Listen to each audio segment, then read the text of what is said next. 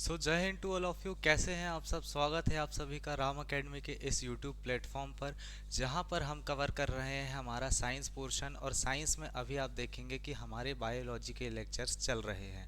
अच्छा, अभी तक जो हमारी बायोलॉजी है वो कहाँ पहुंच चुकी है? आप देखेंगे कि हमने स्टार्ट किया था अपने सबसे पहले चैप्टर से, जिसका नाम है सेल। और उस सेल के बारे में हमने बहुत सारी बातें जान ली थी, है ना। जैसे कि सेल की जो आउटर लेयर होती है उसके बारे में जाना था, कोशिका भित्ति, कोशिका झिल्ली, है ना। इंग्लिश में कहते हैं उसको सेल मेम्ब्रेन और सेल वॉल। फिर उसके अंदर अंदर जो लिक्विड होता है उसके बारे में हमने जाना था कि भाई अगर कोई सेल है तो सेल के न्यूक्लियस के यानी केंद्रक के बाहर वाले भाग में अलग लिक्विड पाया जाएगा और न्यूक्लियस के अंदर वाले भाग में अलग लिक्विड पाया जाएगा। फिर उन दोनों का जब कॉम्बिनेशन होता है, उन दोनों को जब हम मिलाते हैं तो हम उसको क्या नाम देते हैं? तब हम उसको अलग नाम देते हैं, जिसे आप सभी जानते हैं प्रोटोप्लाज्म हम कहेंगे, है ना। चलिए, अब जो सेल था हमारा, सेल के बारे में हमने ये भी देखा कि सेल के अपने अपने ऑर्गेनल्स होते हैं जो कि सेल के छोटे छोटे काम करते हैं, जिससे मिलकर एक पूरी सेल बॉडी अपने आप में एक सेल्फ स्ट्रक्चर्ड होती है। मतलब उसे किसी और के हेल्प की ज़रूरत नहीं होती, वो अपने आप में सफिशिएंट होती है सारे काम करने के लिए। किस रीज़न से? उसके पास खुद के सेल ऑर्गेनल या फिर कोशिका अंगक होते हैं। ठीक है, यही रीज़न था। अच्छा, इसके बाद आपने देखा कि हमने पढ़ा था अपने केंद्रक या फिर न्यूक्लियस के बारे में। ये जो केंद्रक या न्यूक्लियस था, इसमें हमने देखा कि जो आपका सबसे पहले केंद्रक के बाहर का जो आवरण होता है ना, उसके बारे में जाना था। फिर केंद्रक के बाहर की जो लेयर थी, उसके बाद हमने देखा कि केंद्रक के बीच में आपको दो चीज़ें पाई जा रही थी। मेनली तीन चीज़ें थी। एक था लिक्विड, जिसे हमने न्यूक्लियोप्लाज्म या फिर केंद्रक द्रव्य बोला था। फिर दूसरा था आपका क्या, जिसे हमने बॉल के समान स्ट्रक्चर था, जिसे हमने केंद्रिका या फिर न्यूक्लियोलस नाम दिया था, जो कि केंद्रक के अंदर था। और उसी से जुड़ी हुई एक जालीनुमा धागे नुमा उलझी हुई संरचना थी, है ना, जिसे हमने क्या नाम दिया था? क्रोमेटिन जाल। फिर क्रोमेटिन जाल के बाद आप सभी ने देखा कि हमने क्या पढ़ लिए थे? क्रोमेटिन जाल के बाद हमने अपना उस क्रोमेटिन जाल को सेपरेट करके ये पढ़ लिया था कि क्रोमेटिन जाल ही आगे चल के क्या बनाते हैं? क्रोमोसोम्स बनाते हैं। ठीक है, कैसे? जब सेल का डिवीजन वाला पार्ट आता है तो ये जो क्रोमेटिन जाल होता है छोटे छोटे क्रोमोसोम के रूप में टूट जाता है ना, जिनको हम क्रोमोसोम कहते हैं, है ना, हिंदी में गुणसूत्र। अच्छा, ये टूटने के बाद फिर यहाँ से सेल डिवीजन की या फिर कोशिका विभाजन की प्रोसेस आपकी स्टार्ट होती है। आज हमारा टॉपिक वही स्टार्ट होने वाला है।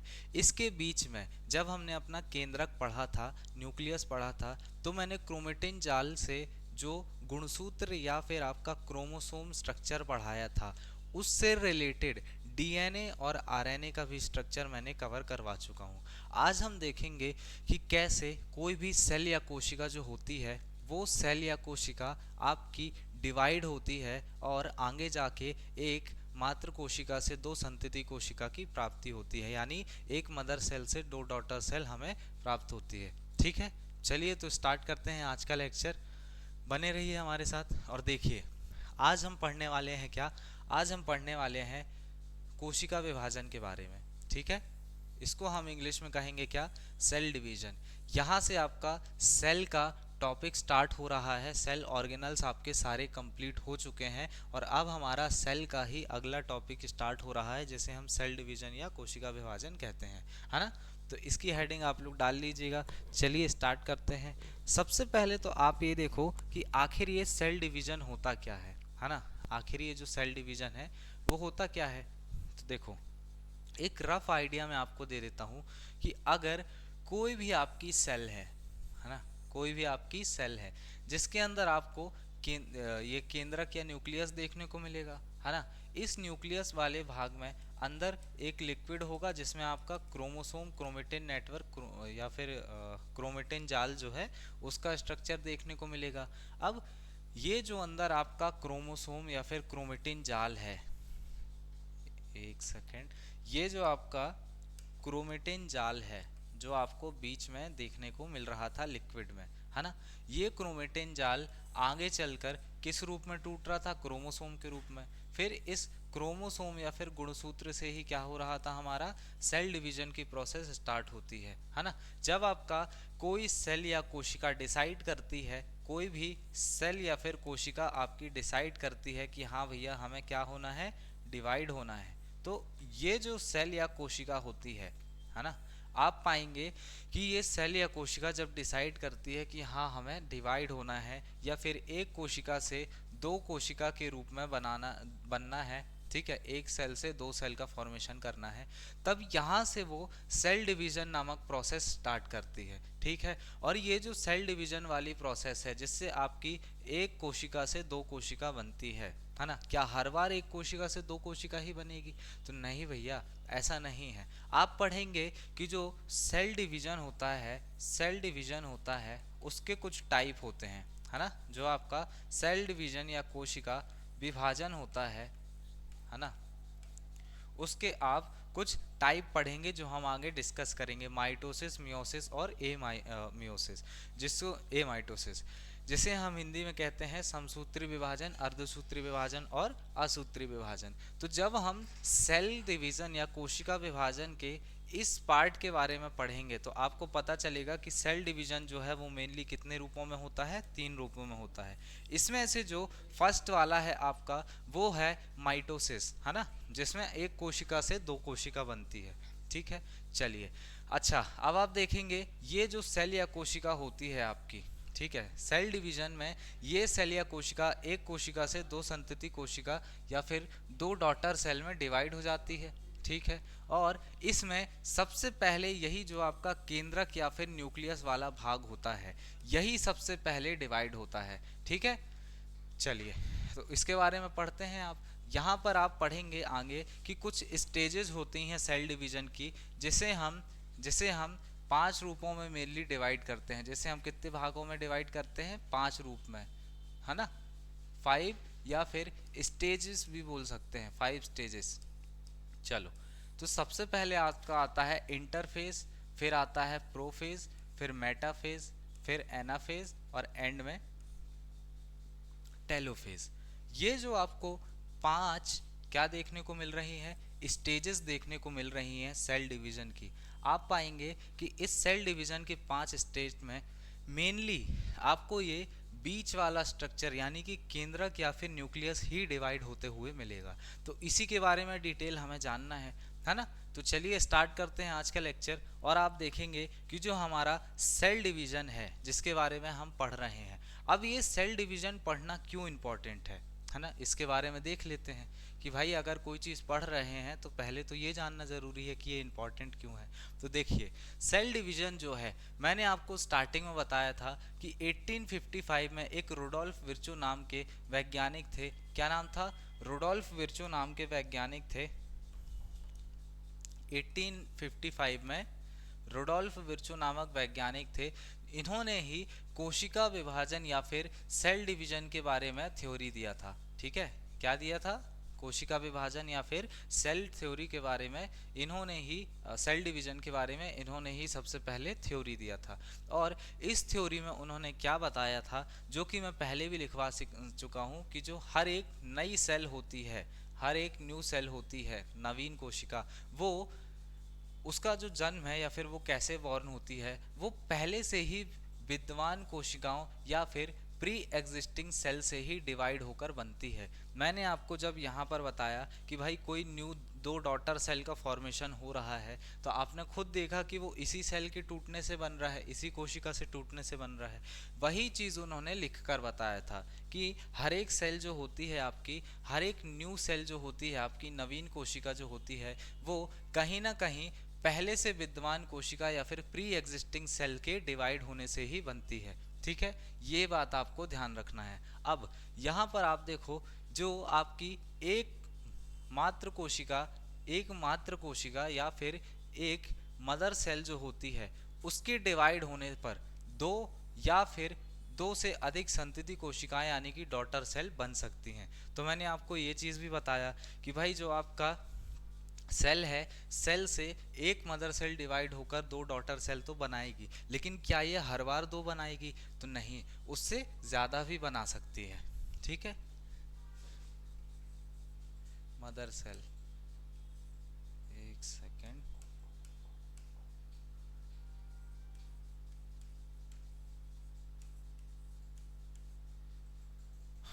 और ये दोनों क्या है, डॉटर सेल।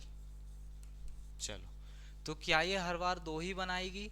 नहीं, दो से ज्यादा भी बना सकती है। ठीक है, चलिए अब आप देखेंगे कि जो सेल है, आखिर सेल के डिवीजन होने की क्या आवश्यकता होती है भाई? ऐसी क्या मजबूरी आ गई कि सेल अपने रेस्ट को छोड़कर परिश्रम करने निकल चुकी, है ना, निकल गई?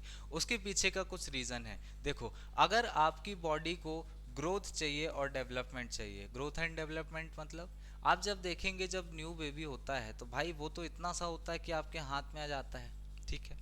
लेकिन जैसे जैसे आप बड़े होते हैं या फिर आप टाइम टू टाइम जब उसको देखते रहते हैं, तो उसकी हाइट और हेल्थ दोनों बढ़ती जाती है। आज मैं आपके सामने इतना बड़ा खड़ा हूँ, मैं बचपन से तो इतना नहीं रहा हूँगा। तो यहाँ से एक बात पता चली कि कहीं ना कहीं मेरी बॉडी ने क्या किया है, यही ग्रोथ एंड डेवलपमेंट किया है। इस ग्रोथ एंड डेवलपमेंट के पीछे क्या चीज़ इंपॉर्टेंट है? यही आपकी सेल डिवीजन या फिर कोशिका विभाजन का टॉपिक इंपॉर्टेंट है। क्यों? क्योंकि भैया, अगर मेरी बॉडी में आप ऐसा समझो, स्टार्टिंग में मेरी बॉडी में अगर 100 कोशिका रही होंगी, 100 सेल रही होंगी, तो फिर ये 100 सेल जब तक डिवाइड नहीं होंगी, अब ये अपने आप में अपने साइज को तो नहीं बढ़ा सकती, तो सिंपल है, डिवीजन हुआ होगा, इनका विभाजन हुआ होगा। तो विभाजन होने के बाद ये एक सेल आपकी टूटी होगी और फिर ऐसे आगे जाके 200 बनी होगी, फिर 200 से 400 बनी होगी, ऐसे करके ये सेल डिवीजन होता गया होगा। और आज मेरी जो हाइट और हेल्थ है वो इतनी बड़ी हो गई है कि आप सबको सामने दिख रहा हूं मैं, ठीक है। तो इसलिए वृद्धि और विकास के लिए आपका क्या इंपॉर्टेंट होता है? सेल डिवीजन इंपॉर्टेंट होता है। दूसरी चीज, जो आपका क्षतिग्रस्त ऊतक होते हैं, है ना, यानी जो डैमेज टिश्यू होते हैं, डैमेज्ड टिश्यू होते हैं, उनका रीजनरेशन या फिर रिपेयर का काम करता है। अब ये रीजनरेशन या रिपेयर कैसे कर रहा है ऊतकों में? जब आप गिर जाते हो, आपको चोट लग जाती है, तो आपने पाया होगा कि कहीं ना कहीं आपके, अगर आप गिरे और आपके हाथ में यहाँ पर चोट लगी, तो वो चोट धीरे धीरे करके कुछ टाइम बाद ऑटोमेटिक हील हो जाती है, रिपेयर हो जाती है। और अगर कुछ बॉडी के कुछ पार्ट हमारे ऐसे हैं जो अगर आपकी बॉडी से कट भी जाते हैं तो फिर वो रिपेयर हो जाते हैं, जैसे कि आपका लीवर, है ना, वो अपने आप को क्या कर सकता है, वो अपने आप को रीजनरेट कर सकता है ना। आगे हम पढ़ेंगे इस बारे में। तो आप देखो, जब आपको चोट लगी तो भाई चोट कुछ टाइम बाद क्या होती है, ऑटोमेटिक हील हो जाती है। उस हीलिंग होने के प्रोसेस के पीछे क्या राज है? यही रीज़न है आपका सेल डिवीजन, ठीक है। तो दूसरी बात भी आपको मैंने बता दिया कि जब भी आपको चोट लगती है, चोट लगने के बाद जब हीलिंग होती है, तो वहाँ पर एक सेल ही अपने बाजू वाले सेल की मदद करता है, या फिर वही जो एक सेल है वो डिवाइड होते जाता है और फिर अपने जो बाजू में खाली स्पेस थे, जहाँ के सेल चोट लगने के कारण डैमेज हो गए थे या फिर चले गए थे, उनको रिप्लेस कर देता है अपने डॉटर सेल से, ठीक है। चलो आगे बढ़ते हैं। फिर तीसरा आपको ध्यान रखना है कि जब आपका सेक्सुअल या एसेक्सुअल रिप्रोडक्शन होता है, लैंगिक और अलैंगिक जनन होता है, तब भी आपका सेल डिवीजन इंपॉर्टेंट होता है। थोड़ी देर पहले मैंने आपको यहाँ पर बताया कि जो सेल डिवीजन होता है मेनली 3 टाइप से होता है। एक आपका माइटोसिस, एक होता है मियोसिस और एक होता है आपका एमाइटोसिस, यानी कि अर्धसूत्री विभाजन, असूत्री विभाजन और समसूत्री विभाजन। तो उसमें से जो आपका मियोसिस यानी कि अर्धसूत्री विभाजन वाला पार्ट है, ये अर्धसूत्री विभाजन में क्या होता है आप आगे पढ़ेंगे कि जो आपके गुणसूत्र या क्रोमोसोम है वो मदर सेल से डॉटर सेल में पूरे ना जाकर आधे आधे जाते हैं, इसलिए हम उसको क्या बोलते हैं, अर्धसूत्री विभाजन या फिर मायोसिस, क्योंकि उसमें गुणसूत्र या क्रोमोसोम की जो संख्या होती है वो डॉटर सेल तक आधी ही पहुंच पाती है ना। चलिए, यहाँ से आपको एक बात ध्यान रखना है कि आपका जो सेल है, आपका जो सेल है कहीं ना कहीं उसमें सेल डिवीजन की जो प्रोसेस है वो कहाँ पे के लिए इम्पोर्टेंट है, आपके लैंगिक और अलैंगिक जनन या फिर सेक्सुअल और एसेक्सुअल रिप्रोडक्शन के लिए भी इम्पोर्टेंट होती है, ठीक है। तो सेल डिवीजन के लिए मेनली आपको 3 बातें ध्यान में रखनी है, तीनों मैंने आपको बता दिया हूँ कि आपकी बॉडी में अगर सेल डिवीजन हो रहा है कोशिका विभाजन हो रहा है तो वो क्यों इम्पोर्टेंट है। ठीक है, चलिए आगे बढ़ते हैं। अब आप देखेंगे जो आपका सेल डिवीजन होता है, जैसे कि मैंने आपको फर्स्ट स्लाइड में बताया, जो आपका सेल डिवीजन होता है या कोशिका विभाजन होता है उसको हम मेनली तीन भागों में डिवाइड करते हैं। और ये तीन भाग कैसे हैं, आपके गुणसूत्र या फिर क्रोमोसोम का जो स्ट्रक्चर है उसके डिवाइड होने के आधार पर, उस गुणसूत्र या क्रोमोसोम के डिवाइड होने के आधार पर हमने उसे तीन भागों में बांटा है। ठीक है, मेनली आपके जो समसूत्री विभाजन होता है ना, समसूत्री विभाजन होता है जिसे माइटोसिस कहते हैं, और अर्धसूत्री विभाजन जो होता है जिसे हम मियोसिस कहते हैं। आप जानेंगे कि इन दोनों में आपका क्रोमोसोम या फिर गुणसूत्र का बहुत महत्वपूर्ण योगदान होता है। ठीक है, लेकिन जो आपका असूत्री विभाजन या फिर एमाइटोसिस है, यहाँ पर आपको गुणसूत्र या फिर क्रोमोसोम के सहित बाकी जो अंगक हैं, बाकी जो ऑर्गेनल्स हैं, उन सब का उतना योगदान नहीं देखने को मिलेगा। तो भाई धीरे धीरे करके तीनों चीज़ें समझ में आएंगी। अभी बस इतना देखो कि जो सेल डिवीजन होता है तीन टाइप से होता है। एक होता है आपका समसूत्री विभाजन जिसे हम माइटोसिस कहते हैं, है ना। दूसरा होता है आपका असूत्री विभाजन जिसे हम मियोसिस कहते हैं, और तीसरा होता है आपका असूत्री विभाजन जिसे हम एमाइटोसिस कहते हैं।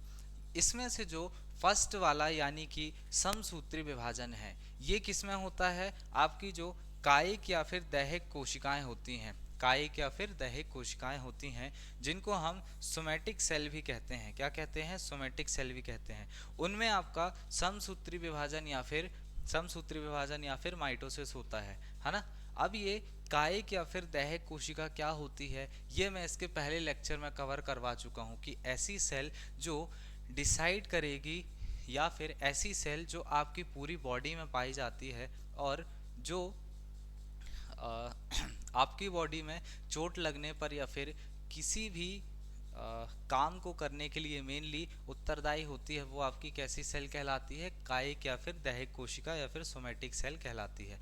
इसके अलावा दूसरा होता है आपका अर्धसूत्री विभाजन। कोशिका विभाजन का दूसरा अर्धसूत्री विभाजन होता है जिसे हम मायोसिस कहते हैं। और ये अर्धसूत्री विभाजन आपका मेनली कहाँ पर पाया जाएगा, जो आपकी जनन कोशिकाएं होती हैं जिन्हें हम रिप्रोडक्टिव सेल्स कहते हैं। अब ये जनन कोशिका और या फिर रिप्रोडक्टिव सेल्स में आप देखेंगे इसके अंतर्गत कुछ एग्जाम्पल आते हैं जो मैं आपको बताता हूँ। जैसे मेल बॉडी में आपका स्पर्म होता है, शुक्राणु होता है, और फीमेल बॉडी में आपका ओवम जो होता है जिसे हम एग कहते हैं, है ना, अंडाणु हिंदी में कहते हैं। तो ये जो दो एग्जाम्पल्स हैं वो आपके किस में आते हैं, अर्धसूत्री विभाजन वाली कैटेगरी के सेल में आते हैं एग्जाम्पल में।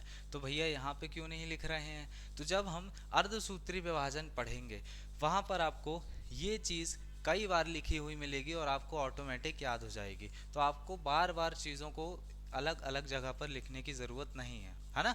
चलिए फिर आता है तीसरा आपका असूत्री विभाजन या फिर एमाइटोसिस। अब भाई जब ये हो गया आपकी किसी भी बॉडी के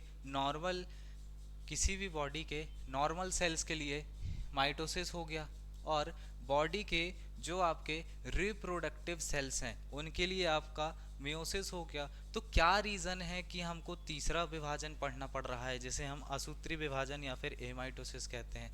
उसके पीछे का रीज़न ये है कि कई सेल्स, मेनली आपके जो प्रोकैरियोटिक सेल होते हैं, मैंने बताया था, जो पूरी तरह से सेल की कैटेगरी में नहीं पहुंच पाते हैं, तो उनमें सेल डिवीजन के लिए आप देखेंगे ना ही अच्छे से उसमें न्यूक्लियस होगा, केंद्रक होगा, ना ही न्यूक्लियस मेम्ब्रेन या फिर केंद्रिका झिल्ली होगी, केंद्रक झिल्ली होगी।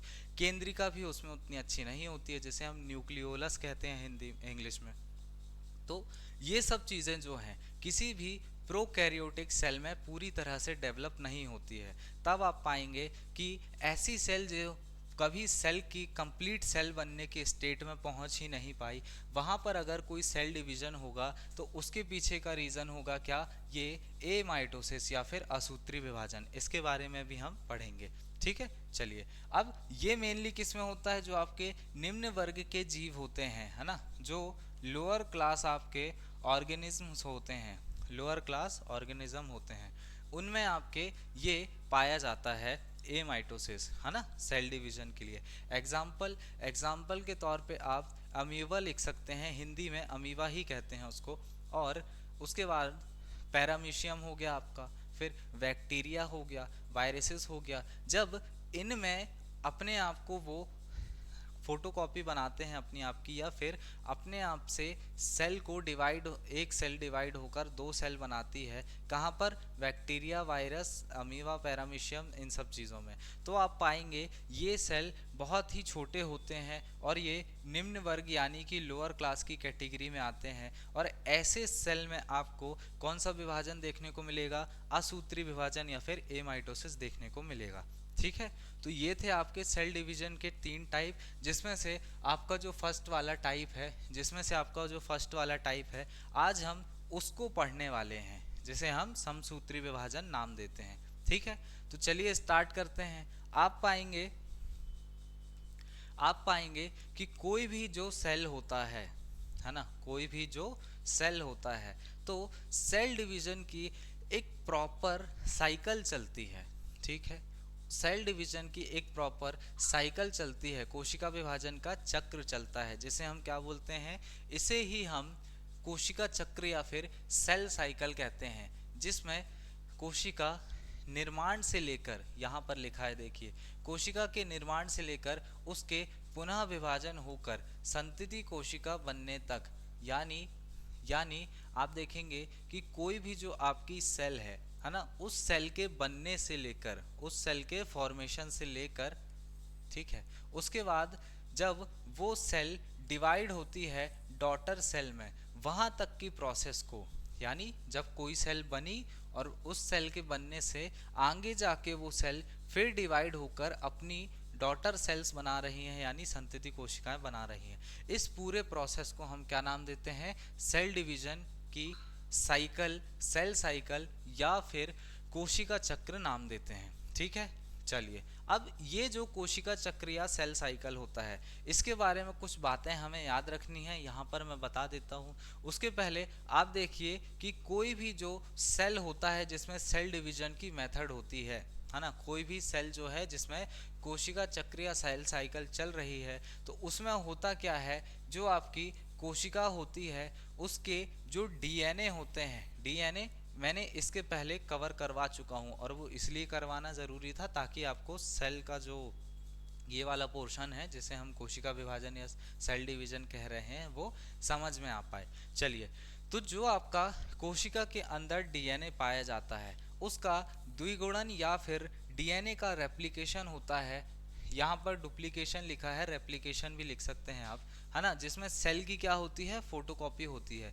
इसके पहले वाले लेक्चर में जब मैंने आपको आरएनए करवाया था, उसके एंड में मैंने बताया था कि डीएनए से आरएनए बनता है, फिर आरएनए से प्रोटीन बनता है, और फिर सेम इसकी उल्टी साइकिल भी चलती है। बट इसके अलावा एक और पॉइंट मैंने बताया था कि जो सेल का डीएनए वाला पोर्शन है, तो वो डीएनए अपने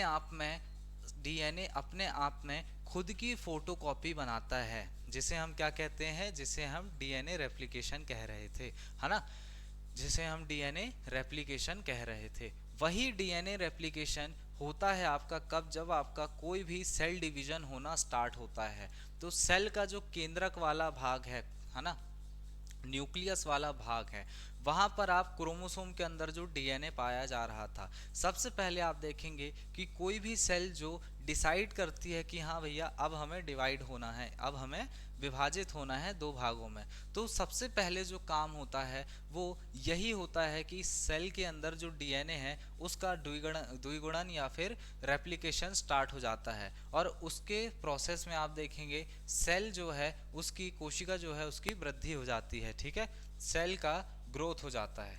चलो, अब ये जो आपका कोशिका चक्र या सेल साइकिल है, ये जो आपका कोशिका चक्र या सेल साइकिल है, आप देखेंगे जो आपका कोशिका चक्र या सेल साइकिल है ना, ये कोशिका चक्र या सेल साइकिल पूरा कुछ पार्ट में चलता है।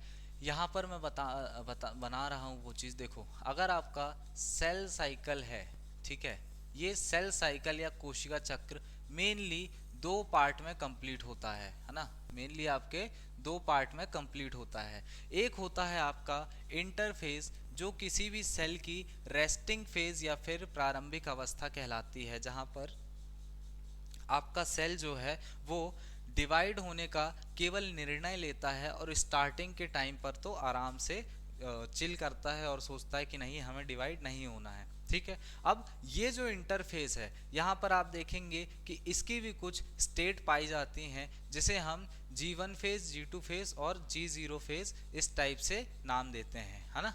यहाँ पर आप देखेंगे कि आपके कुछ फेज हैं जिनके बारे में हम पढ़ेंगे। G1 फेज, S फेज, ठीक है, फिर G2 फेज। और अगर सेल ये डिसाइड करेगी कि उसको डिवाइड नहीं होना है आगे चलकर, तो उसे हम G0 फेज में रखेंगे। तो इंटरफेज जो है किसी भी सेल साइकिल को दो पार्ट में डिवाइड करने पर, पहला जो पार्ट है जिसमें सेल डिसाइड करेगी, है ना, जिसमें सेल डिसाइड करेगी, ठीक है, कि उसको क्या होना है, डिवाइड होना है।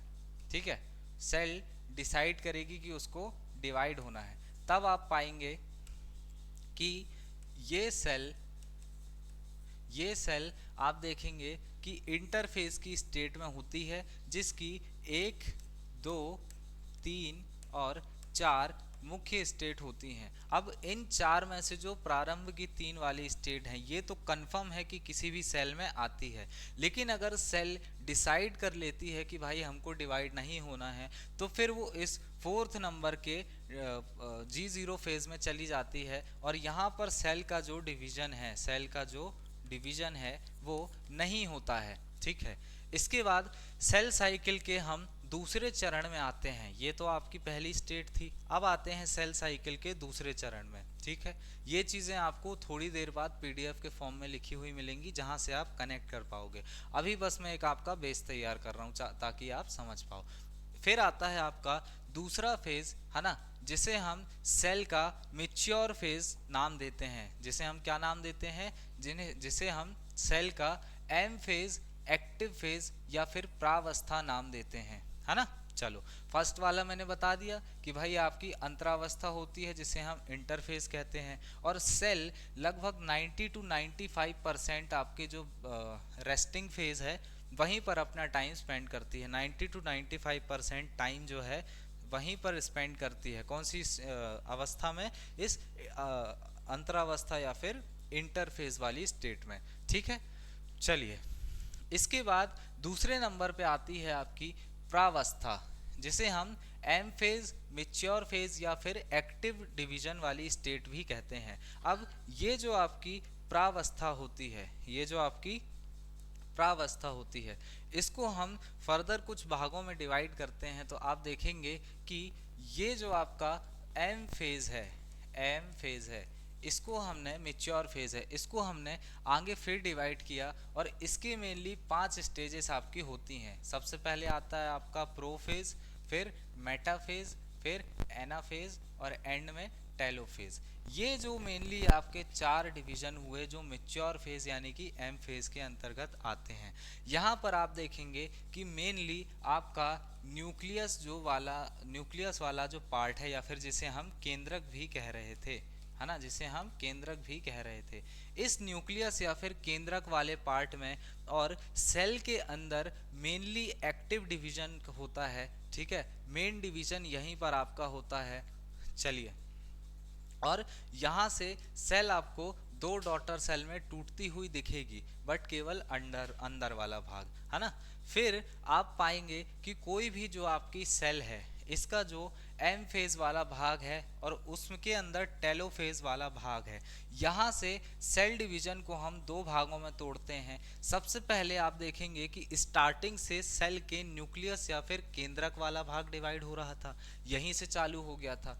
तो यहाँ से स्टार्ट होने पर और टेलोफेज के पहले तक आप ये मान के चलें कि आपका केंद्रक डिवीजन वाला भाग चलता है, यानी न्यूक्लियस डिवीजन वाला भाग चलता है। फिर उसके बाद जब केंद्रक डिवाइड हो जाता है, तब आपका बाहर वाला पोर्शन यानी कि जो सेल का बाहर, जिसे हम जीव द्रव्य या फिर साइटोप्लाज्म कह रहे थे, वो वाला पोर्शन डिवाइड होता है और फिर धीरे से एक सेल आपकी 2 डॉटर सेल में टूट जाती है। ठीक है, तो यहाँ पर आपको सेल डिवीजन मेनली 2 स्टेट में देखने को मिलता है ना।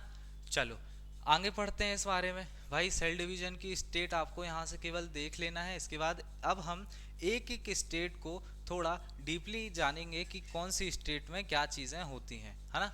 तो सबसे पहले आपने देखा कि सेल कोशिका साइकिल जो होती है, सेल साइकिल जो आपका होता है, कोशिका चक्र जो होता है, उनमें क्या चीज़ें होती हैं वो हमने डिसाइड कर लिए, है ना। फिर इसको हमने दो भागों में टूटा तोड़ा। सबसे पहले आपका अंतरावस्था या फिर इंटरफेज, जिसमें कोशिका 90% भाग क्या है इसी में बिताती है। फिर दूसरा आएगा आपका प्रावस्था या फिर एम फेज, जहाँ पर सेल जो है डिवीजन होती है और सेल जो है आगे जाकर दो डॉटर सेल में डिवाइड हो जाती है ना।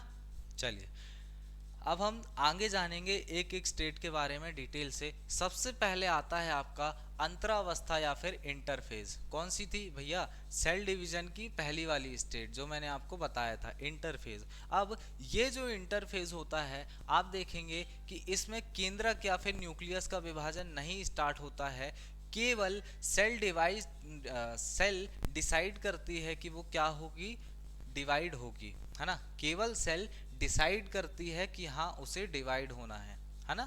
तो इंटरफेज में यहाँ पर आप देखेंगे जो सेल होता है वो हाइड्रेटेड रहती है, यानी इसके अंदर पानी की कमी नहीं रहती। तो पहली चीज तो याद रखना है कि जो आपका सेल है, जो आपका सेल है ना, सेल का केंद्रक डिवाइड नहीं होता है। केवल ये डिसाइड करती है कि भाई सेल क्या होगी, डिवाइड होगी। और उसके अलावा आपको याद रखना है कि जो सेल होता है वो हाइड्रेटेड रहती है ना। और उसके बाद जो अंदर के आनुवांशिक पदार्थ या फिर जेनेटिक मटेरियल होते हैं, जिसे हम क्रोमेटिन जाल या फिर क्रोमेटिन नेटवर्क के रूप में जानते हैं, है ना। वो कैसे होते हैं? वो ऐसे फैले हुए होते हैं क्रोमेटिन स्ट्रक्चर के रूप में, ठीक है। नॉर्मली जैसे मैं बताया था, सॉरी, हाँ, नॉर्मली फैले हुए होते हैं आपके, ठीक है। चलिए इसके बाद इसको हम इंटरफेस को हम विश्राम अवस्था या फिर रेस्टिंग फेज भी कहते हैं। क्यों कहते हैं भैया? क्योंकि यहाँ पर आपकी कोई भी सेल जो है वो ये केवल डिसाइड कर लेती है कि उसको डिवाइड होना है, बट वो डिवाइड होने के लिए कोई भी काम नहीं करती है, ठीक है। चलिए आगे बढ़ेंगे। इंटरफेज में केवल डिसाइड होता है कि हाँ भाई वो क्या होगी, डिवाइड हो गया आगे जाके, है ना। हाइड्रेटेड होती है और क्रोमेटिन नेटवर्क के रूप में न्यूक्लियस में मटेरियल्स पड़े रहते हैं, ये भी बता दिया। फिर आपका विश्राम अवस्था या रेस्टिंग फेज भी कहते हैं। सेल की डिवीजन के अगर पर्सपेक्टिव से हम देखें, अगर हम देखें कि कोई सेल जो है वो डिवाइड होने वाली है और उसके पर्सपेक्टिव से जब देखें, तब ये सेल रेस्टिंग फेज में होती है। लेकिन जब हम उपापचय के मेथड से देखेंगे, यानी कि जब जो सेल जो है वो अपने बेसिक नीड्स के काम, जैसे कि खाने को पचाना, भोजन को क्या करना, आप समझो खाना पचाना, फिर सभी जगह पर एनर्जी रिक्वायर्ड हो तो उसको भेजना, और फिर सेल के अपने जो बेसिक काम होते हैं वो सारे करते रहना। तो इंटरफेज वाली अवस्था में जो उसके उपापचय वाले मेटाबॉलिक एक्टिविटीज जो होती है, उपापचय क्रिया जो होती है, उसकी अवस्था से देखें तो आप पाएंगे इस अवस्था में सर्वाधिक सक्रिय होती है आपकी कौन? सेल, ठीक है। तो सेल डिवीजन के उससे तो किस में हो गई है? रेस्टिंग फेज में कहलाएगी सेल डिवीजन के पर्सपेक्टिव से। लेकिन अगर हम देखेंगे उपापचय क्रिया या फिर आपके मेटाबॉलिक एक्टिविटी की दृष्टि से देखेंगे तो आप पाएंगे कि जो सेल होती है वो कैसी होती है? आपकी सर्वाधिक सक्रिय होती है ना। चलो, और इसके बाद आप देखो कुछ साइंटिस्ट थे जिनका नाम था होवार्ड और पेल्क। क्या नाम था? होवार्ड और पेल्क। इन्होंने ही बताया था कि जो सेल है, सेल का जो अंतरावस्था या फिर इंटरफेज वाला भाग है, उसको हम डिवाइड करते हैं किस रूपों में? 3 रूपों में। सबसे पहले आएगा आपका G1 फेज, फिर आएगा S फेज, फिर आएगा G2 फेज। ये तीनों अवस्थाएं मैंने आपको पहले बता चुका हूँ साइड में लिख कर कि भाई जो सेल है वो जब डिवाइड होगी तो उसके इंटरफेज वाले भाग में ये वाली अवस्थाएं होती हैं। तो बोलेंगे सर आपने तो 4 बताए हो, यहाँ पर तो 3 दी हुई हैं। एक और अवस्था होती है, उसके बारे में आगे हमें जानना है। तो चलिए, ये आती है आपकी, अभी पहले ये जो 3 है, एक सेकेंड देखिए, ये है आपकी चौथी प्रावस्था जिसे हम G0 प्रावस्था कहते हैं, है ना। इसके बारे में भी हमें आगे पढ़ना है। चलिए एक एक करके चारों को जान लेते हैं डिटेल से कि होता क्या है। सबसे पहले आप देखेंगे इसकी जो इंटरफेज है उसको हम मेनली 3 सब कैटेगरी में डिवाइड करते हैं। सबसे पहले आता है आपका क्या, G1 फेज, ठीक है। फिर आता है आपका S फेज और एंड में आता है आपका क्या, G2 फेज, ठीक है। ये 3 फेज आपको याद रखना है। इसमें से जो जीवन फेज वाला जीवन फेज है, यहाँ पर आप देखेंगे जीवन फेज प्रथम अंतरावस्था या फिर प्री सिंथेसिस इसको कहते हैं। अब प्री सिंथेसिस क्यों कहते हैं ये थोड़ी देर बाद में आपको पता चल जाएगा। यहाँ पर क्या होता है कि सेल जो है उसके ग्रोथ एंड डेवलपमेंट प्रॉपर होते रहते हैं, यानी वृद्धि और विकास प्रॉपर होता रहता है। और सेल डिसाइड करती है कि भाई उसको क्या होना है, डिवाइड होना है ना।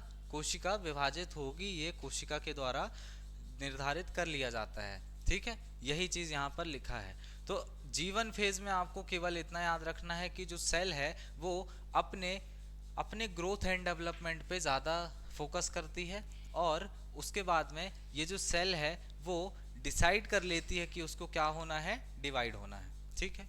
फिर आते हैं एस फेज की ओर। अब इसको एस फेज ही क्यों नाम दिया, तो एस से आपको एक नाम याद रखना है जो है सिंथेसिस।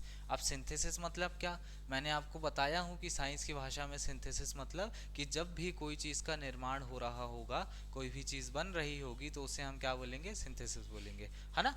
चलिए अब आप देखेंगे कि एस फेज में आपका जो डीएनए होता है ना, जो आपका डीएनए होता है, मैंने आपको बताया था डीएनए कहाँ होता है, कैसा होता है। तो वो जो डीएनए है वो एस फेज की कैटेगरी में क्या होता है, उसका संश्लेषण यानी कि सिंथेसिस वाला काम पोर्शन स्टार्ट हो जाता है। यानी वो डीएनए अपने आप को रेप्लिकेट करना स्टार्ट कर देता है, अपने आप की फोटोकॉपी बनाना स्टार्ट कर देता है। तो आप समझो कि भाई जो आपका डीएनए है उसने डीएनए रेप्लिकेशन का काम यानी कि अपने आप की फोटोकॉपी बनाने का काम स्टार्ट कर दिया। तो साइंस की भाषा में किसी भी चीज़ को बनाने को क्या बोलेंगे, सिंथेसिस। इसलिए इसको हम एस फेज सिंथेसिस फेज यानी संश्लेषण प्रावस्था बोलते हैं। क्यों, क्योंकि यहाँ पर जो आपका डीएनए होता है उसका संश्लेषण होता है ना। ये आपको ध्यान रखना है। इसके बाद एक चीज़ और देखना है कि जो आपके डीएनए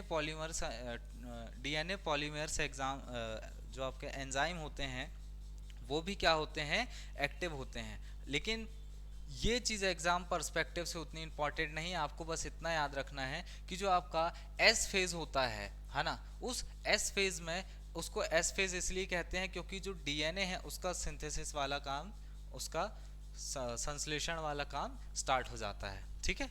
चलिए अब यहाँ पर एक चीज का और फॉर्मेशन होता है जो मैंने आपको डीएनए के टाइम पे पढ़वाया था, जिसका नाम है हिस्टोन प्रोटीन। तो हिस्टोन प्रोटीन का मेन निर्माण सेल के किस स्टेट में होता है, तो भैया सेल के इंटरफेज यानी कि अंतरावस्था के जो एस फेज यानी संश्लेषित अवस्था वाला भाग आता है, उसके अंदर ही आपका किसका निर्माण होता है, इस हिस्टोन प्रोटीन का निर्माण होता है, ठीक है। और आप देखेंगे कि 2 अर्ध गुणसूत्र बन जाते हैं, यहाँ पर आपको ध्यान रखना है। एस फेज में ही क्या होते हैं, 2 अर्ध गुणसूत्र बन जाते हैं।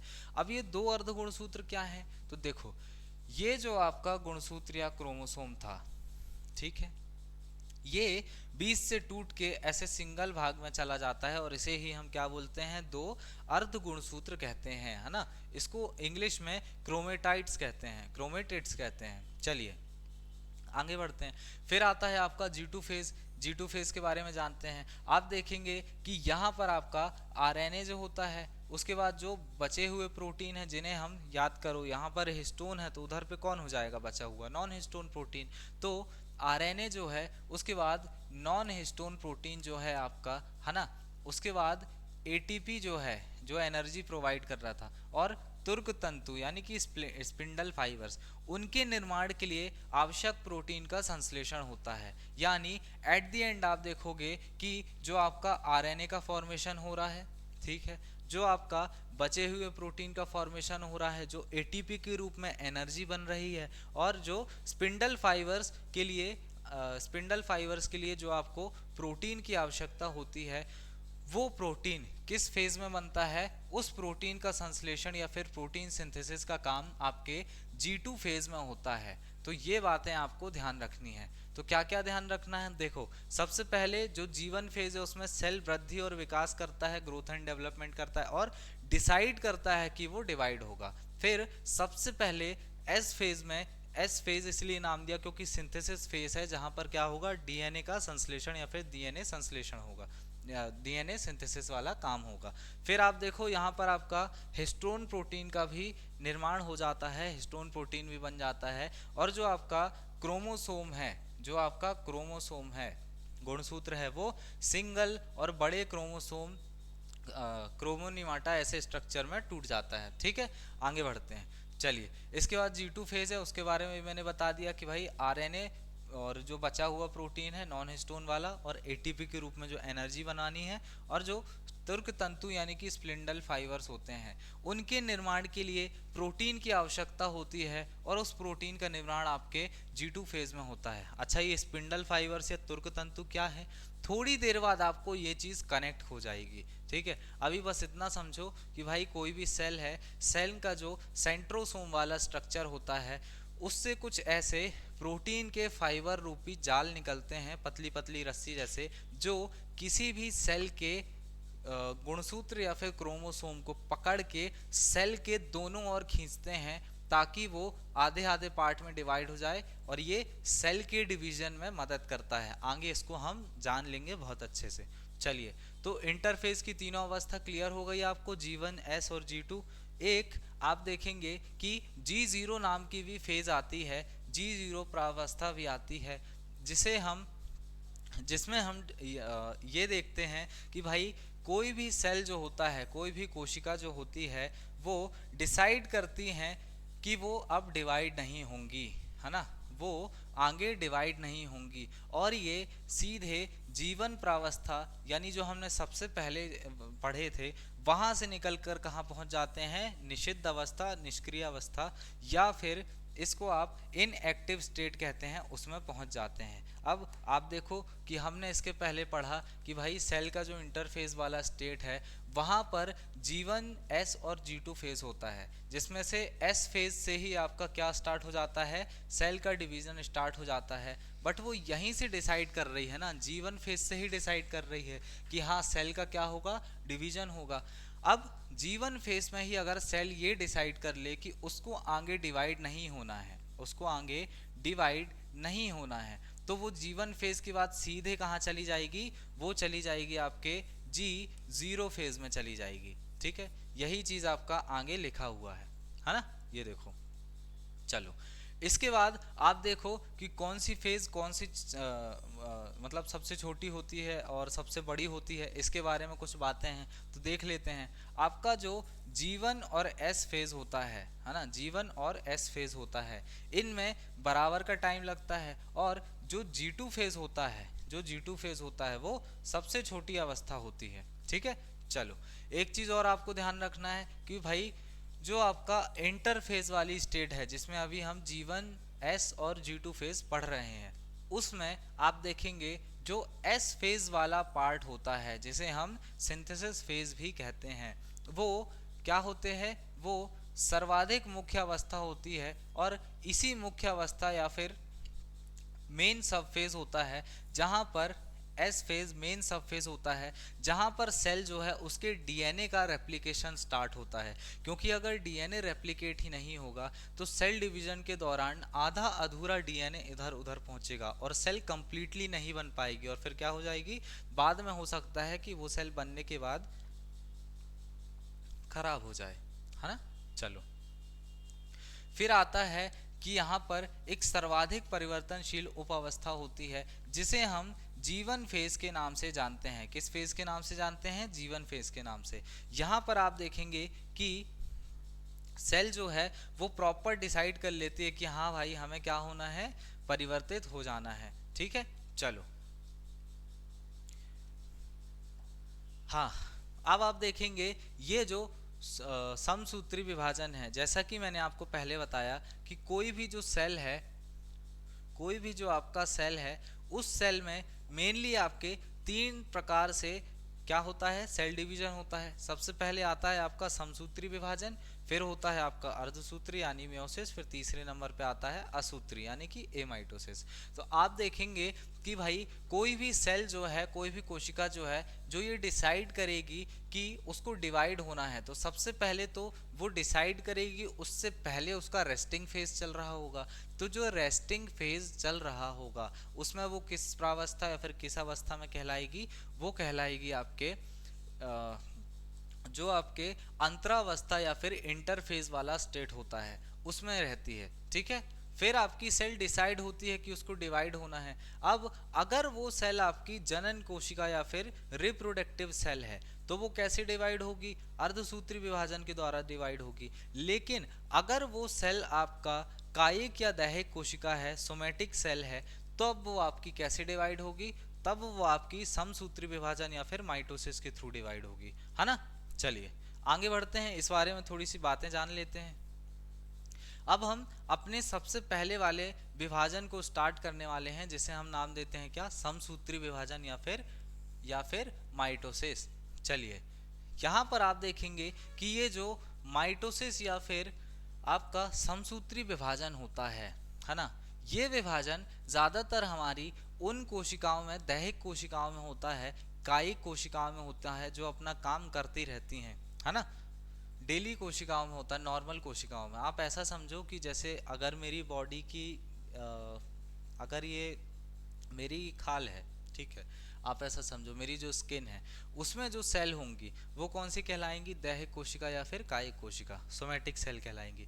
और इनका सेल डिवीजन किस मेथड से होगा, आपके समसूत्री विभाजन या फिर जो आपका माइटोसिस है उसके थ्रू होगा। ठीक है, चलिए अब आप देखो कुछ बातें याद रखनी है कि जिस कोशिका विभाजन या फिर सेल डिवीजन में, जिस कोशिका विभाजन या फिर सेल डिवीजन में आपकी एकमात्र कोशिका या फिर एक मदर सेल से दो पुत्री कोशिका या फिर टू डॉटर सेल का फॉर्मेशन होता है ना, टू डॉटर सेल का फॉर्मेशन होता है, जिनमें जिनमें आपके जो गुणसूत्र या फिर क्रोमोसोम की संख्या है वो मात्र कोशिका के समान रहती है, जिनमें आपके जो क्रोमोसोम का नंबर है वो इक्वल रहता है मदर सेल के। अब ये जो सेकेंड वाली लाइन है इसमें बहुत से लोगों को कंफ्यूजन होता है कि भाई ये गुणसूत्र की संख्या बराबर रहती है, कैसे हो जाता है। तो आप देखेंगे जब हम आपका ये वाला पोर्शन यानी कि आपका माइटोसिस समसूत्री विभाजन कंप्लीट कर लेंगे, उसके बाद जब हम मियोसिस यानी कि आपका अर्धसूत्री विभाजन पढ़ेंगे, तब आपको पता चलेगा कि भाई जो गुणसूत्र है, जो आपका क्रोमोसोम है ना, वो कहीं ना कहीं कंप्लीटली भी ट्रांसफर होता है, ठीक है, सेल डिवीजन में, और कहीं कहीं केवल आधा ट्रांसफर होता है ना, सेल डिवीजन में। आप देखेंगे कोई भी हमारी जो सोमेटिक सेल होती है, दैहिक या कायिक कोशिका होती है, वहां पर जब आपका सेल डिवीजन होता है ना, तो उस सेल डिवीजन में जो आपका सेल का न्यूक्लियस वाला स्ट्रक्चर है, जिसमें आपका क्या देखने को मिलेगा, जिसमें आपका गुणसूत्र या फिर क्रोमोसोम देखने को मिल रहा है, वो क्रोमोसोम अपने आप को रेप्लिकेट करेगा, क्योंकि डीएनए रेप्लिकेशन हो रहा है, मतलब डीएनए की फोटोकॉपी बन रही है, तो उसी डीएनए से मिलकर क्या बना है, ये क्रोमोसोम या फिर गुणसूत्र बना है। तो इस क्रोमोसोम या गुणसूत्र का भी क्या होगा, रेप्लिकेशन होगा, इसकी भी फोटोकॉपी बनेगी। तो फोटोकॉपी बनने के बाद ये एक से दो क्रोमोसोम में टूट जाएगा, मतलब ये एक से फोटोकॉपी बनेगी और दो क्रोमोसोम हो जाएगा। Sir silent sir.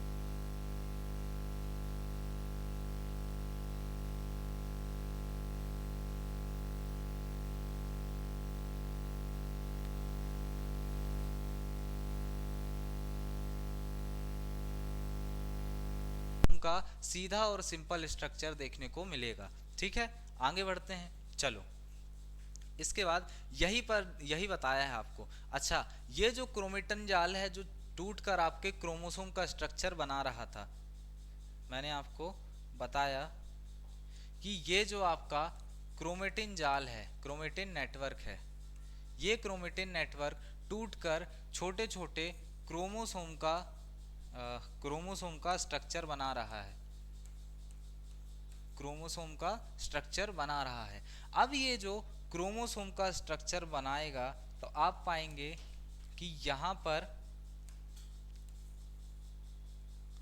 आप पाएंगे कि इस क्रोमोसोम के स्ट्रक्चर में, है ना, इस क्रोमोसोम के स्ट्रक्चर में ये जो लंबे लंबे क्रोमोसोम है, यहाँ पर हर एक क्रोमोसोम में आपको ऐसे छोटे छोटे दाने नुमा संरचना देखने को मिलेगी, है ना।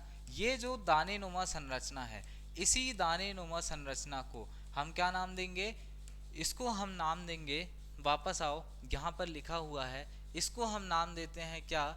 इन पर दानेदार रचनाएं पाई जाती हैं जिन्हें हम क्रोमोमेयर्स नाम देते हैं। अब यहाँ से ये वर्ड आपको कनेक्ट हुआ होगा, क्रोमोमेयर मैंने आपको पहले पढ़ा चुका हूँ, है ना, कनेक्ट कर गए होगे आप। चलो आगे बढ़ते हैं। इसके बाद जो आपका गुणसूत्र या क्रोमोसोम होता है, तो हर एक गुणसूत्र आधे आधे पार्ट में टूट जाता है जिसे हम अर्ध गुणसूत्र या फिर क्रोमेटिड नाम देते हैं, है ना। आधे आधे भाग में टूट जाता है जिसे हम क्रोमेटिड नाम देते हैं। भाई क्रोमोसोम का स्ट्रक्चर कैसा था?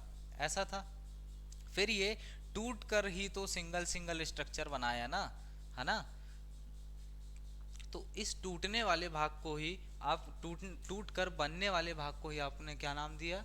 आपने नाम दिया अर्ध गुणसूत्र या फिर क्रोमेटिड। ठीक है, चलिए अब आप देखो, ये जो सेंट्रोमेयर है, ये जो सेंट्रोमेयर है, ये टर्म मैंने आपको पहले बताया है कि भाई कोई भी आपका जो गुणसूत्र है, कोई भी क्रोमोसोम है, उसके बीच वाले भाग को हम क्या बोलते हैं? सेंट्रोमेयर नाम दे रहे थे। ये सेंट्रोमेयर जिसके कारण ये गुणसूत्र आपस में जुड़े हुए थे, वो सेंट्रोमेयर कहीं ना कहीं गायब हो जाता है, कम हो जाता है, उसकी ग्रिपिंग कम हो जाती है, और फिर ये जो आपके क्या थे? क्रोमेटिड्स थे, जो आपके अर्ध गुणसूत्र थे, मतलब वो ऐसे टूट कर सिंगल सिंगल स्ट्रक्चर में पहुंच जाते हैं, है ना।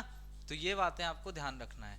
इसके बाद एक चीज और ध्यान रखनी है कि जो आपकी, अगर मतलब आप समझो कि अभी हम पढ़ रहे हैं सेल डिवीजन में प्रोफेज वाला स्ट्रक्चर जिसमें सेल डिवाइड हो रही है, बट प्लांट सेल है और एनिमल सेल है, ये डिसाइड होगा। उसके बाद फिर उसमें कुछ स्ट्रक्चरल डिफरेंस पाया जाता है डिवीजन के मेथड से, उसके बारे में हमें जानना जरूरी है। आप देखो, अगर जो सेल अभी तक हमने जिसके बारे में पढ़ के आया, अगर वो सेल आपके जंतु कोशिका है या फिर आपके एनिमल सेल है ना, जंतु कोशिका है या फिर एनिमल सेल है, तब आप देखेंगे कि उसका जो तारक का या फिर सेंट्रोसोम वाला स्ट्रक्चर होता है, वो दो भाग, मतलब तारक का या सेंट्रोसोम उसमें पाया जाएगा। पहली चीज कि तारक का या सेंट्रोसोम पाया जाएगा कहाँ पर? आपके जंतु कोशिका में। ये मैं पहले कवर करवा चुका हूँ जब मैंने आपको सेंट्रोसोम पढ़वाया था।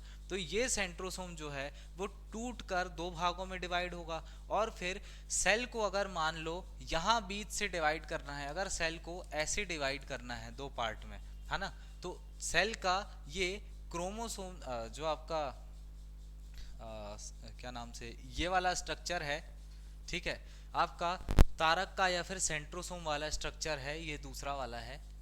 आप देखो ये दोनों पहले जुड़े हुए ही थे, बट फिर बीच से टूटकर दोनों पार्ट में चले जाएंगे, है ना। एक सेल के यहाँ पर चला जाएगा और दूसरा सेल के इस वाले पार्ट में चला जाएगा, है ना। और फिर वहां जाकर ये एक धागे नुमा संरचना का निर्माण करेंगे जिन्हें हम तारक किरणें या फिर एस्ट्रल रेज नाम देते हैं, ठीक है। और ये जो तारक किरणें या एस्ट्रल रे है ना, इन्हें हम एक और नाम से जानते हैं जिससे आप बहुत फैमिलियर हो, इन्हें ही हम एस्ट्रल रे या तारक किरणों को हम क्या कहते हैं? इसे ही हम कहते हैं आपके स्पिंडल फाइबर्स, यानी कि तुर्क तंतु। बताया था ना। चलो, सेंट्रोसोम के ये छोटे छोटे जो निकले हुए भाग हैं, है ना, उसको हम क्या कहते हैं?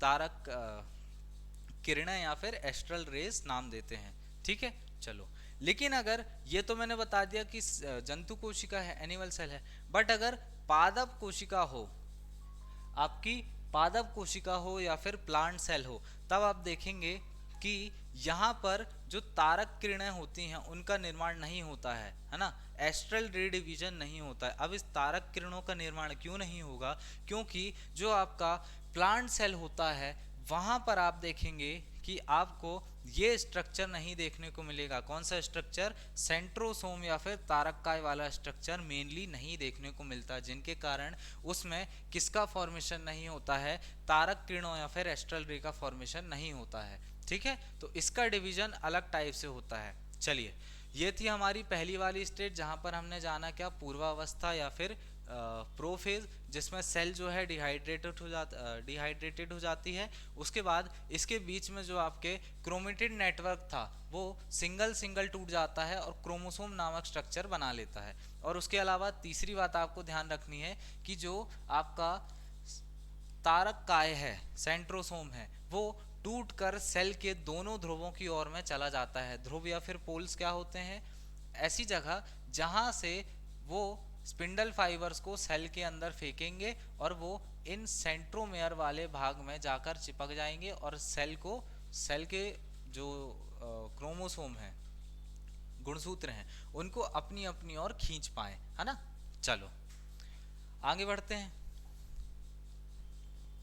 चलिए, अब आप देखते हैं मध्यावस्था या फिर मेटाफेज, जो कि सेल डिवीजन की जो एम फेज है, मैच्योर फेज है, उसका दूसरा स्टेट होता है। यहाँ पर आप देखेंगे कि संघनन की क्रिया होती है। ठीक है, संघनन की क्रिया होती है। अभी संघनन की क्रिया क्या है, कंडेंसेशन क्या है? यहाँ पर जब कोई भी चीज सिकुड़ कर संघनित हो जाए, कंडेंस हो जाए, यानी उसके ऊपर प्रेशर पड़े और वो सिकुड़ के संघनित हो जाए, ठीक है, कंप्रेस्ड हो जाए, उसे ही हम क्या बोलते हैं, संघनन की क्रिया। तो आप देखेंगे जब आपके जो गुणसूत्र होते हैं, वो गुणसूत्र या क्रोमोसोम आपके जो होते हैं वो सिकुड़ कर और छोटे और मोटे स्ट्रक्चर बना लेते हैं, यानी इस टाइप के दिखने लगते हैं, है ना, छोटे और मोटे स्ट्रक्चर बना लेते हैं और इस टाइप का दिखने लगते हैं।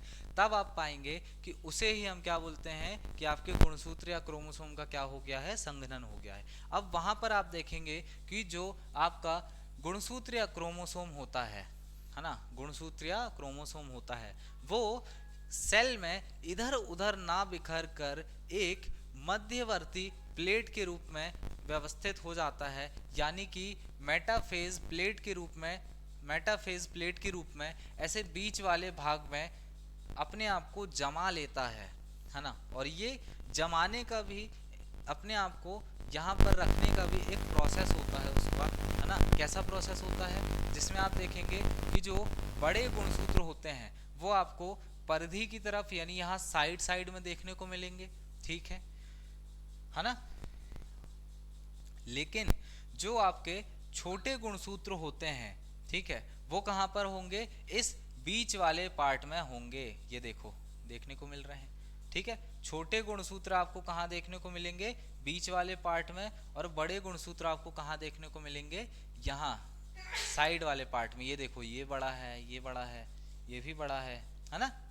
तो जो क्रोमोसोम बड़े होंगे वो आपके परिधि या फिर साइड की ओर होंगे, पैरामीटर वाले एरिया की ओर होंगे, लेकिन जो आपके गुणसूत्र या क्रोमोसोम छोटे होंगे वो आपको बीच में देखने को मिलेंगे, ठीक है। चलिए, अब आप देखो कि इस अवस्था में आप देखेंगे कि गुणसूत्र जो होते हैं वो स्पिंडल फाइबर्स या फिर तुर्क तंतु से अटैच हो जाते हैं। और कैसे अटैच होते हैं? वो जो आपके स्पिंडल फाइबर्स थे ना, ये जो किसी भी सेंट्रोसोम से स्पिंडल फाइबर्स निकल के आ रहे थे, वो इस आपके गुणसूत्र वाले भाग के, गुणसूत्र के इस सेंट्रोमेयर वाले भाग के, ये जो गुणसूत्र है इसका ये केंद्रक वाला भाग जिसे हम सेंट्रोमेयर कह रहे हैं, इस वाले भाग से आपके सेंट्रोसोम के जो स्पिंडल फाइबर्स हैं, तुर्क तंतु हैं, वो आकर अटैच हो जाते हैं और फिर इसको अपनी ओर खींचना स्टार्ट कर देते हैं, है ना।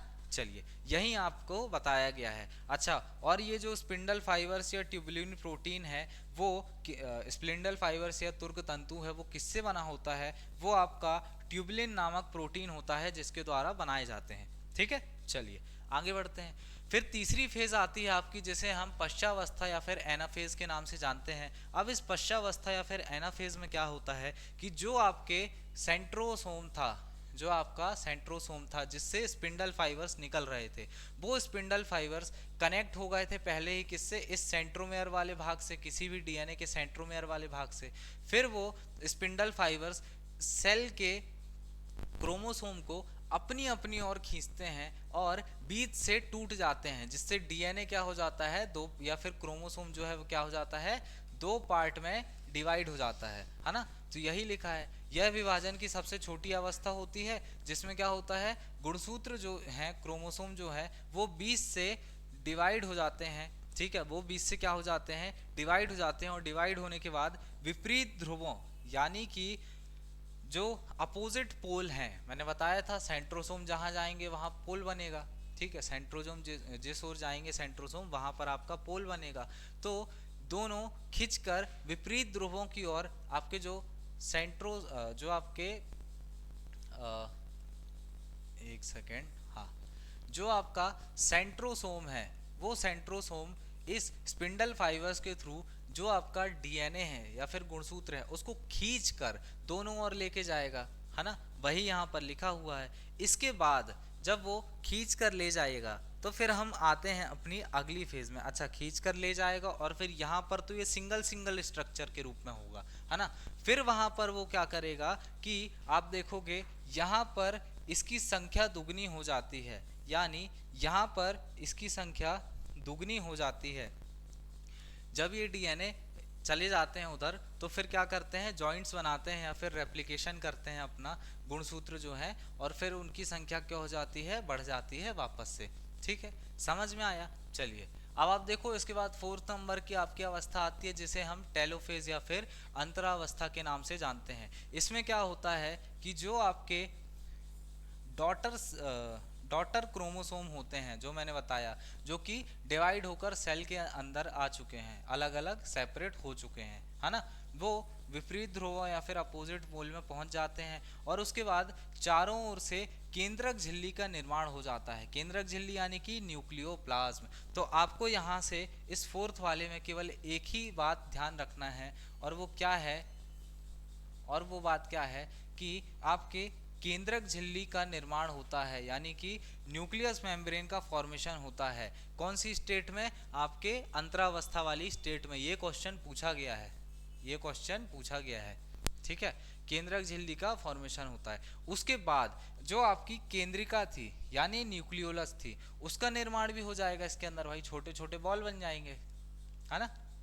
चलो, इसका भी निर्माण हो जाता है। तो ये दूसरी बात आपको ध्यान रखनी है, पहला कि केंद्रक झिल्ली बनेगी, फिर दूसरा क्या बनेगा, केंद्रिका या न्यूक्लियोलस बनेगी, और फिर जिस जिस तुर्क तंतु या फिर स्पिंडल फाइबर्स ने खींच के क्रोमोसोम को लेकर आया था दोनों साइड पे, वो स्पिंडल फाइबर्स गायब हो जाएंगे। तो यही लिखा है कि स्पिंडल फाइबर्स या तुर्क तंतु जो हैं वो गायब हो जाते हैं, डिसअपेयर हो जाते हैं, है ना। चलो, और एक कोशिका में 2 केंद्रक बन जाते हैं। ये वाली लाइन आपको ध्यान रखना है कि भाई एक कोशिका में 2 केंद्रक का फॉर्मेशन हो जाता है।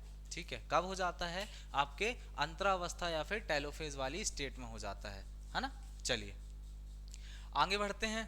अब आप देखो, यहाँ तक हमने अभी क्या क्या पढ़ा है। हमने पढ़ा कि भाई जो सेल होता है, सेल का डिवीजन होता है, और सेल डिवीजन में आपका पहले होता है इंटरफेज, जिसमें हमने G1 phase, S phase, G2 phase ये पढ़ा, है ना। एक G0 भी था, जब सेल डिसाइड करती है कि डिवाइड नहीं होना तो वो किस में चली जाती है, G0 फेज में चली जाती है। बट अगर सेल डिसाइड कर ली कि भाई हमें क्या होना है, डिवाइड होना है, तब वो जाती है इस G1 से S फेज में, फिर G2 फेज में, और फिर आपके M फेज यानी मेच्योर फेज वाली स्टेट में। और वहां पर भी उसके क्या चलते हैं, अलग अलग सब कैटेगरी में उसको डिवाइड करते हैं हम। सबसे पहले आता है आपका प्रोफेज, फिर मेटाफेज, फिर एनाफेज, और एंड में टेलोफेज। तो ये चारों भी हमने देख लिया।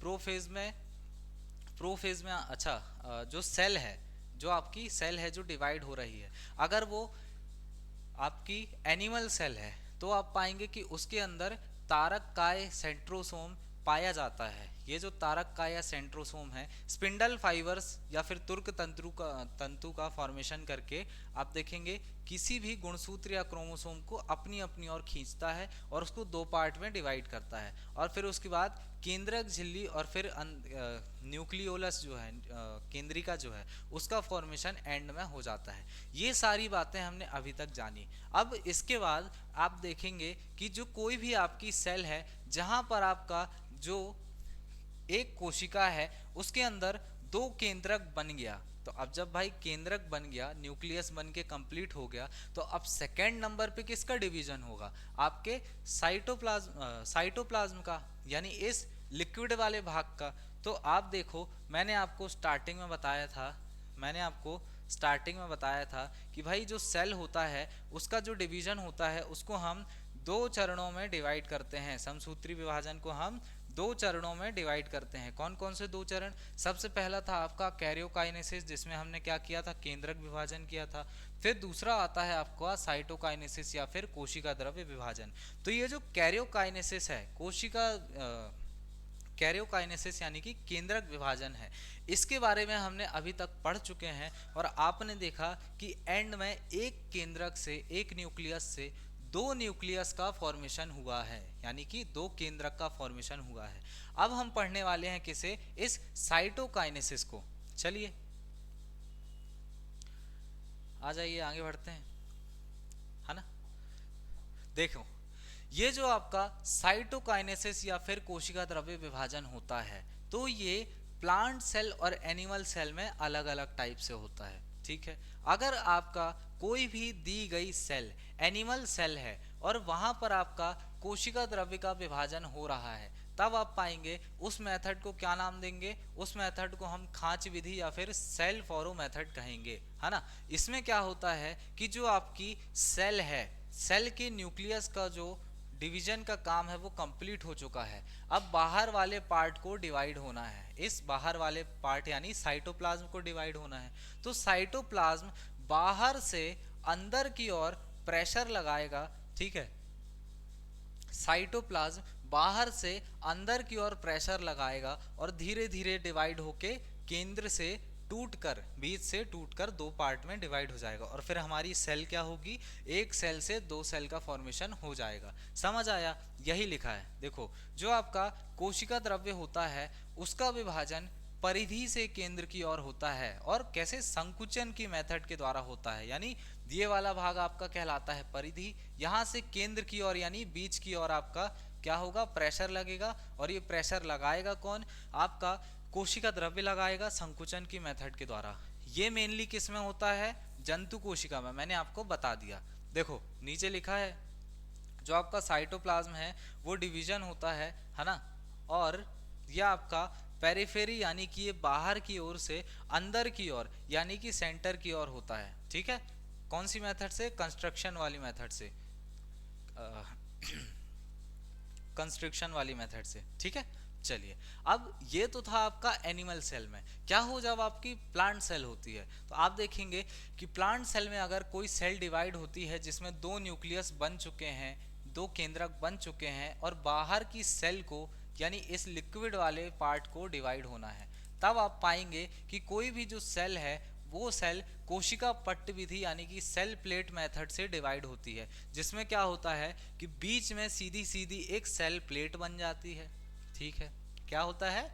बीच में सीधी सीधी एक सेल प्लेट का फॉर्मेशन हो जाता है, और उस सेल प्लेट के फॉर्मेशन के बाद, अच्छा, ये जो सेल प्लेट होती है ये किसकी बनती है? सेल्यूलोज की बनी होती है ना। ये चीज आपको ध्यान रखना है। इस सेल प्लेट के फॉर्मेशन के बाद आप पाएंगे कि जो आपकी सेल है ना, इस सेल प्लेट के फॉर्मेशन के बाद जो आपकी सेल होगी वो केंद्र से बाहर की ओर डिवाइड होना स्टार्ट हो जाएगी, यानी धीरे धीरे अपने जॉइंट्स को रिलीज करेगी, बट कहां से? केंद्र से बाहर की ओर अपने जॉइंट्स को रिलीज करेगी, है ना। इसे ही हम कहते हैं कोशिका पट्ट विधि। किसमें होता है? मेनली आपके पादप कोशिका या फिर प्लांट सेल जो है उसमें होता है। और कोशिका द्रव्य यानी साइटोप्लाज्म का जो डिवीजन है, विभाजन है, कैसे होता है? केंद्र से परिधि की ओर, यानी सेंटर टुवर्ड्स द पेरिफेरी, वही लिखा है। चलो, किसका बना होता है? सेल्यूलोज का बना होता है। तो आप यहाँ से जो आपका सेल डिवीजन का मेथड है उसमें जो माइटोसिस है यानी कि समसूत्री विभाजन है, तो आपने देख लिया कि समसूत्री विभाजन में पहले तो आपका क्या होगा? कैरियोकाइनेसिस यानी कि केंद्रक विभाजन, फिर होगा आपका साइटोकाइनेसिस यानी कि कोशिका द्रव्य विभाजन। ये मैंने कोशिका द्रव्य विभाजन आपको एक्सप्लेन कर दिया। अब आप देखेंगे कि जो आपका कोशिका द्रव्य विभाजन होता है ना, जिसे हम साइटोकाइनेसिस बोलते हैं, या फिर जो आपका सेल डिवीजन होता है ना, कोशिका विभाजन जो होता है उसको रोकने के लिए या फिर ऐसे कुछ केमिकल्स हैं जिनके द्वारा इन सेल डिवीजन को रोका जा सकता है, तो उसके बारे में जानते हैं। सबसे पहले आता है आपका क्या? मस्टर्ड गैस, है ना। सबसे पहला आता है आपका क्या? Mustard gas. तो आप देखो कि ये ऐसी गैस है जो गुणसूत्रों को खंडित कर देती है, यानी जो आपके क्रोमोसोम होते हैं उनको खराब कर देती है, और जिससे आप देखेंगे जब भाई क्रोमोसोम ही खराब हो गए तो ना वो अपने आप को रेप्लिकेट कर पाएंगे, ना उसके बाद सेल आगे जाके डिवाइड हो पाएगी। तो एट द एंड आपको क्या पता चलेगा कि भाई सेल तो नहीं हो रही है डिवाइड, है ना। तो मस्टर्ड गैस आपका क्या है? ये अवरोधक का काम करती है, कहां पर? आपके सेल डिवीजन में, ठीक है। चलो, इसके बाद एक कॉल्चिसिन याद रखना है। इसमें क्या होता है? जो आपका स्पिंडल फाइबर्स होता है ना, उसका निर्माण नहीं हो पाता, जिससे कोशिका विभाजन रुक जाता है। जो आपके कॉल्चिसिन नामक केमिकल है उससे क्या होता है? आपके जो स्पिंडल फाइबर्स हैं जो आपके सेंट्रोसोम वाले स्ट्रक्चर में पाए जा रहे थे वो स्पिंडल फाइबर्स या तुर्क तंतु नहीं बन पाते हैं, और एट द एंड आप पाओगे कि इससे भी आपका कोशिका विभाजन नहीं हो पाएगा। अब ये दोनों तो आपका केमिकल हो गया। इसके बाद कुछ फैक्ट हैं जो आपको ध्यान रखना है। सबसे पहले आता है कि हम एक एंडोमाइटोसिस नामक प्रोसेस होता है जिसे हम सी माइटोसिस भी कहते हैं। ये क्या होता है? तो देखो, जिसमें बिना केंद्रक के विभाजन हुए, यानी आपका जो न्यूक्लियस है वो नहीं विभाजित होगा, लेकिन जो गुणसूत्र हैं उनकी संख्या दुगनी हो जाएगी, ठीक है। यानी ऐसी मेथड जिसमें आपके केंद्रक या न्यूक्लियस का डिवीजन नहीं होगा, लेकिन उसके अंदर जो डीएनए है ना उनकी संख्या दुगनी हो जाएगी, तो इसको हम क्या बोलेंगे? इसको हम कहेंगे एंडोमाइटोसिस या फिर सी माइटोसिस, ठीक है। इसके बाद एक पॉलीटीन क्रोमोसोम, ये मैं आपको पहले बता चुका हूँ, इसको मत पढ़िए, इसको मैं पहले बता चुका हूँ आपको, ओके। चलिए आगे बढ़ते हैं। ये टर्म आपको ध्यान रखना है कि भाई एक एंडोमाइटोसिस भी होता है जिसमें आपका डीएनए तो तैयार हो जाता है कि हाँ चलो हम अपने आप को रेप्लिकेट कर ले रहे हैं, फिर सेल डिवीजन हो जाएगा, है ना। बट एट द एंड कुछ दिक्कत आ जाती है और सेल जो है आपका है वो डिवाइड नहीं हो पाता है, बट डीएनए जो है अपने आप को रेप्लिकेट कर देता है ना। डीएनए अपने आप की फोटोकॉपी बना लेता है, और डीएनए की संख्या क्या हो जाती है? दुगनी हो जाती है। गुणसूत्रों की संख्या जो है दुगनी हो जाती है क्रोमोसोम की, है ना। तो उसे हम किस में डालेंगे? इस एंडोमाइटोसिस या सी माइटोसिस के रूप में जानते हैं। चलिए आगे बढ़ते हैं भाई। अब हमने आज जो समसूत्री विभाजन पढ़ा, है ना, हमने आज जो समसूत्री विभाजन पढ़ा, माइटोसिस पढ़ा, क्या ज़रूरत है उसकी? तो देखो, कुछ आप छोटे मोटे बात ध्यान रख लो कि भाई जो सजीव होते हैं, सजीव मतलब जो आपके लिविंग बींग्स होते हैं, उन लिविंग बींग्स जैसे कि प्लांट और एनिमल्स हो गए एग्जाम्पल में, उन लिविंग बींग्स में लंबाई अगर बढ़ानी होती है और वृद्धि करनी होती है तो उसके लिए आपका क्या ज़रूरी है? ये समसूत्री विभाजन या फिर माइटोसिस ज़रूरी है। मैंने आपको पहले बता चुका हूँ ये चीज़, ठीक है। उसके बाद अगर कोई जीव है जिसके घावों को भरना है या फिर अंगों का पुनरुद्भवन या फिर रीजनरेशन करना है, ठीक है, अगर किसी को चोट लग गई और उसको रिपेयर करना है, वो भी किससे होगा? सेल डिवीजन की इस मेथड से होगा, ठीक है, माइटोसिस वाली। और उसके अलावा अगर आपका रीजनरेशन का प्रोसेस करना है, ह्यूमन बॉडी में रीजनरेशन आपके लीवर में होता है ना, जब पढ़ेंगे तो जानेंगे इसके बारे में। तो ये जो अंगों का पुनरुद्भवन या फिर रीजनरेशन का प्रोसेस है, ये भी किसके द्वारा होता है? आपके इस समसूत्री विभाजन या फिर माइटोसिस के द्वारा होता है। आपने देखा होगा जैसे छिपकली है, अगर छिपकली की रेप्टाइल है जो कि एक, अगर उसकी पूंछ कट जाती है तब आप पाएंगे कि कुछ दिन बाद उसकी पूंछ दोबारा से रीजनरेट हो जाती है, अपने आप को दोबारा से वो अपनी पूंछ बना सकते हैं। तो वो क्यों बना सकते हैं? क्योंकि उसकी जो पूंछ वाला एरिया है ना, उसमें क्या पाया जाएगा, उसमें रीजनरेटिव सेल पाए जाते हैं, इसलिए वहां पर रीजनरेशन मेथड जो है हो जाते हैं। और वो रीजनरेशन सेल किस मेथड के द्वारा अपने आप को डिवाइड करते हैं, वो करते हैं समसूत्री विभाजन या फिर माइटोसिस के द्वारा। ठीक है, चलिए अब आप देखो, जितने भी निम्न वर्ग के जीव होते हैं, निम्न वर्ग के जीव यानी लोअर क्लास ऑर्गेनिज्म, वही आपके पुराने वाले एमीबा, पैरामीशियम और बहुत सारे हैं बैक्टीरिया, वायरसेस जो मैंने बताया, तो ये सब कभी कंप्लीट सेल हुए नहीं। तो जब ये कंप्लीट सेल नहीं हो पाए तो ये अपने आप को जब डिवाइड करेंगे तो आप देखो कई बार ये अपने आप को इनमें एसेक्सुअल रिप्रोडक्शन या फिर अलैंगिक जनन के कारण ये अपने आप को डिवाइड कर पाते हैं, है ना। ये कुछ चीज़ें हैं जो आपको ध्यान रखनी है। अच्छा, ये वाला एग्जाम्पल, ये एग्जाम्पल आपको नहीं देखना है। तीन चीज़ें आपको ध्यान रखनी है कि भाई समसूत्री विभाजन जो आपका माइटोसिस होता है वो आप देखेंगे कि क्यों महत्वपूर्ण है। तो सबसे पहले याद रखना है कि जितने भी आपके निम्न वर्ग के जीव होते हैं उनमें अलैंगिक जनन यानी कि एसेक्सुअल रिप्रोडक्शन में सहायक होता है, ये चीज़ें हैं। सेकेंड नंबर पे आता है आपका कि जितने भी लिविंग बीइंग्स हैं, जितने भी सजीव हैं, उनकी लंबाई या वृद्धि का आधार होता है ये समसूत्री विभाजन। फिर तीसरे नंबर पे आपको ध्यान रखना है कि कोई भी जो जीव है आपका वो क्या करता है, वो पुनरुद्भवन या फिर कोई भी जो जीव है अगर उसको अपने घावों को भरना है या फिर अपने अंगों को रीजनरेट करना है, घावों को भरना है या फिर अंगों को रीजनरेट करना है, इसके लिए भी इम्पॉर्टेंट होता है आपका क्या, यही माइटोसिस या फिर समसूत्री विभाजन। ठीक है, ये चीज़ें आपको समझ में आई। तो भाई हमारा आज का लेक्चर हो चुका है कंप्लीट। आप ये देखिए कि ये एक समरी है जो मैंने आपको बता दिया हूँ कि अभी तक हमने क्या पढ़ा। थोड़ा सा रिवीजन मार लेते हैं इस चीज़ का। सबसे पहले हमने देखा कि जो आपका कोशिका चक्र या सेल साइकिल होता है वो क्या होता है, इसको हमने दो पार्ट में डिवाइड किया। सबसे पहला आता है आपका इंटरफेज या फिर अंतरावस्था, है ना, जिसको हम प्री फेज भी कहते हैं। इसको हमने तीन सब कैटेगरी में डिवाइड किया, जो था G1 फेज, S फेज और G2 फेज। अगर सेल डिसाइड करती है कि उसको डिवाइड नहीं होना है तो वो G1 से सीधे किस में चली जाती है, G0 फेज में चली जाती है। ठीक, फिर सेकेंड नंबर का आपका जो फेज है वो था आपका M फेज, मैच्योर फेज या फिर डिवीजन फेज। अब इस M फेज को हमने दो पार्ट में डिवाइड किया। सबसे पहला था आपका केंद्रक विभाजन या फिर कैरियोकाइनेसिस, जिसमें हमने चार चीजें पढ़ी भाई, प्रोफेज, मेटाफेज, एनाफेज और टेलोफेज, है ना, इसके बारे में देखा। फिर केंद्रक डिवीजन के बाद हमने देखा कि जो आपका कोशिका द्रव्य है किसी भी सेल का वो भी डिवाइड होता है। और फिर उसको हमने पढ़ा कि अगर एनिमल सेल है तो वो अलग मेथड से डिवाइड होगा और आपका अगर प्लांट सेल है तो वो अलग मेथड से डिवाइड होगा। ठीक है, चलो, तो ये चीज़ें हमारी कंप्लीट हो चुकी हैं।